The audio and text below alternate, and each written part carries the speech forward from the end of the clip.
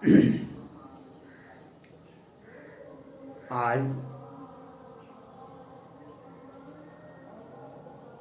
चुनाव प्रचार बंद हो गया कल शाम में ही, और कल 7 तारीख को अंतिम चरण का मतदान भी होगा। लेकिन कल अंतिम सभा में माननीय मुख्यमंत्री बिहार सरकार नीतीश कुमार जी ने कहा, ये मेरा चुनाव अंतिम है, आगे मैं चुनाव सक्रिय राजनीति में चुनाव नहीं लड़ूंगा। और उन्होंने ये कहा कि अंत भला तो सब भला। अब राजनीतिक विश्लेषक सब, कोई कहते हैं कि संन्यास ले लेंगे, कोई कहते हैं प्रधानमंत्री का चुनाव लड़ेंगे, कोई कहते हैं पार्टी का नेतृत्व नहीं करेंगे, कोई कहते हैं बहुत तरह से अपना अपना। लेकिन उन्होंने जो कहा अंत भला तो सब भला, उन्होंने इशारे में कह दिया। जो बाकी खुचा हम जो समर्थन कम दिए, यह अंतिम चरण में उन्हें भरपूर समर्थन मांगा। मैं जो ऐसा समझता हूँ वैसा करता है। लेकिन राजनीतिक विश्लेषक, राजनीतिक चिंतक, राजनीतिक शास्त्र के, पॉलिटिकल साइंस के छात्र और सारे आम जनता नीतीश कुमार के चालाकी, ये वही नीतीश कुमार जी हैं जो लालू प्रसाद यादव जी को भैया कहते थे, बड़े भाई साहब। लेकिन लालू प्रसाद यादव जी भी उन्हें कहते थे अपना भाई तो नहीं है, लेकिन नैतिक भाई है, धार्मिक भाई है। लेकिन आज आप सभी व्यक्ति यह समझ गए होंगे, जो लालू प्रसाद यादव जी आज जेल में बंद हैं, तो 2 ही आदमी का सबसे बड़ा योगदान है। वह है भाजपा के वरिष्ठ नेता, उप मुख्यमंत्री बिहार सरकार सुशील मोदी जी और माननीय मुख्यमंत्री बिहार सरकार नीतीश कुमार जी। यही दोनों हैं।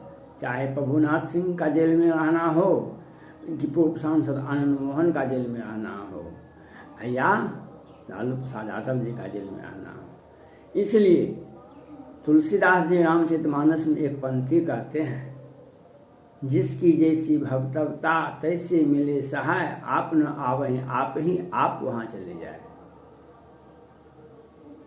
नीतीश कुमार जी माननीय मुख्यमंत्री नीतीश बिहार सरकार बहुत परिपक्व राजनीति करते हैं अपने आप को, लेकिन वे सीधे सीधे चुनाव नहीं लड़ते हैं, सीधे सीधे किसी पर वार नहीं करते हैं। सत्ता में बैठे रहते हैं, कभी केंद्र सरकार के साथ में रहते हैं, कभी बिहार में लालू प्रसाद यादव जी के साथ रहते हैं, और अपना राजनीतिक महत्व बरकरार रखने में सक्षम रहते हैं। इसलिए महागठबंधन के नेता और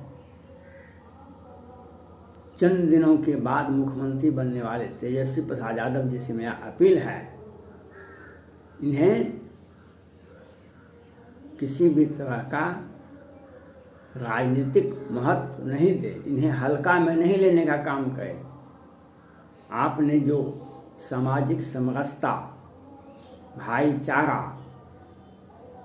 अगरा पिछड़ा सवर्ण और सभी वर्गों को साथ लेकर चला, तो आपका सरकार बनना, आपके नेतृत्व में सरकार बनना तय है। मैंने पहले ही वीडियो में कहा था, मैंने इसके पहले भी माननीय प्रधानमंत्री नरेंद्र मोदी के बारे में भी कहा था, 19 में उन्हें 300 सीट मिलेगी, और 303 सीट ही भाजपा को मिला था लोकसभा में।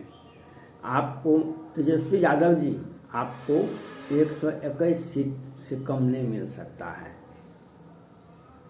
लेकिन मुख्यमंत्री, माननीय मुख्यमंत्री जी कल तो वह कहते थे संन्यास का बात, लेकिन जो सामान्य प्रक्रिया है, जो सामान्य नैतिकता है, जो सामान्य शिष्टाचार है, जो राजनीतिक में सारा सिद्धांत चल रहा है, जब चुनाव की प्रक्रिया शुरू होती है तो मुख्यमंत्री कार्यवाहक मुख्यमंत्री होते हैं। क्योंकि इन्होंने तो 29 नवंबर को बिहार सरकार का सेवाकाल समाप्त होता है और इन्होंने एन केन प्रकारें चुनाव आयोग ने यहाँ तक कह दिया, नई दिल्ली चुनाव आयोग के अध्यक्ष सुनील अरोड़ा जी ने यहाँ तक कह दिया कि कोरोना बढ़ेगा भी तो भी चुनाव होके रहेगा। और चुनाव भी हुआ और दो तरह से चुनाव हुआ, एक ईवीएम के द्वारा और एक बैलेट पेपर के द्वारा, वीवीपैट के द्वारा। अब तेजस्वी यादव जी, अब आपको चुनाव कल होगा अंतिम चरण का, अच्छी बात है, शांतिपूर्ण से चुनाव होना चाहिए और सभी आदमी को महागठबंधन के अरमान को पूरा करने के लिए सभी लोगों को 74 में 74 सीटों निकालने के लिए प्रयास करना चाहिए। और अब तेजस्वी यादव जी को यह चाहिए, लवली आनंद जी को, जो यह कल से ये जो कर्मचारियों के लिए जो बैलेट पेपर मंगाया गया है, कर्मचारियों का जो मोहर दे करके दिया है, कितना छपाई किया गया है और कितना यूज हुआ, कितना बैलेट पेपर का प्रयोग किया गया और कितना बाकी रहा। प्रत्येक विधानसभा में और प्रत्येक जिला में जिला पदाधिकारी से, निर्वाचन पदाधिकारी से तेजस्वी प्रसाद यादव जी को यह बात पूछना चाहिए। और इनसे भी आग्रह है तेजस्वी प्रसाद यादव जी से, वह राजद के बारे में ही पूछे। आपका पार्टी का 144 सदस्य चुनाव लड़ रहा है, 144 पर ही पूछे। और राहुल गांधी जी 70 सीटों पर की 74 सीटों पर चुनाव लड़ते हैं कांग्रेस पार्टी, वे अपने विधानसभा के बारे में निर्वाचन आयोग, जिला पदाधिकारी और विभिन्न क्षेत्रों में जो निर्वाचन पदाधिकारी, उनसे पूछे कितना बैलेट पेपर का प्रयोग किया गया और कितना बाकी रहा। उसकी संख्या कल से नहीं परसों से ही पूछना शुरू करें, जो आप बतावें।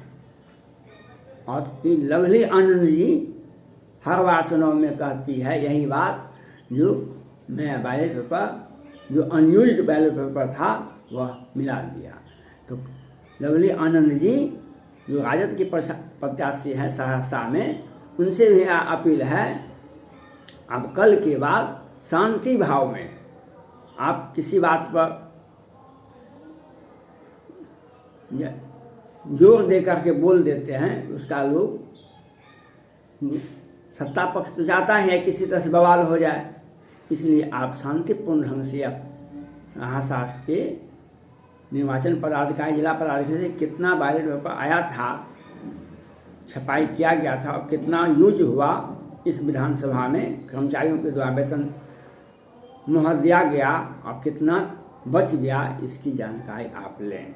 जो एक फ्री एंड फेयर चुनाव हो, मतदान ईवीएम के द्वारा जो होगा वह तो आप देख ही लेंगे, उसमें कोई शंका है नहीं। और अगर तेजस्वी प्रसाद यादव जी, राहुल गांधी जी अगर सशक्त और एकदम अपना बुद्धि बल का प्रयोग करेंगे और चालाकी रखेंगे, तो नीतीश कुमार जी ने जो कल कहा, यह मेरा अंतिम चुनाव वह अवश्य हो जाएगा। जब आपकी सत्ता जीत जाएगी, तेजस्वी प्रसाद यादव जी पद ग्रहण कर लेंगे, 10 तारीख को मतगणना है, अगर जीत जाएंगे तो ऑटोमेटिक संन्यास हो जाएगा। उगते हुए सूर्य को ही सभी प्रणाम करते हैं, डूबते हुए सूर्य को बहुत कम लोग प्रणाम करते हैं। जब तेजस्वी प्रसाद यादव जी अपार बहुमत से सरकार बना लेंगे तो सन्यासी तो विरोधी दल तो लेना ही होगा। हमारा राजनीतिक विश्लेषण यह कहता है।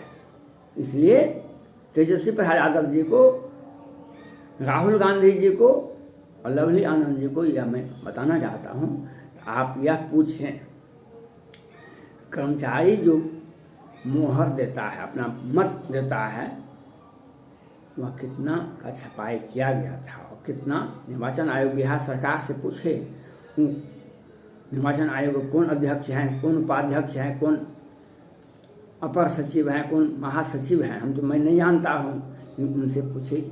और कितना कितना जिला पदाधिकारी को निर्वाचन पदाधिकारी को दिया गया और कितना मोहर दिया, कितना कर्मचारी बच गया और कितना कर्मचारी कितना बैलेट बच गया, उसकी एक अलग मांग लें, जो मतगणना में किसी प्रकार का शंका नहीं बनना चाहिए।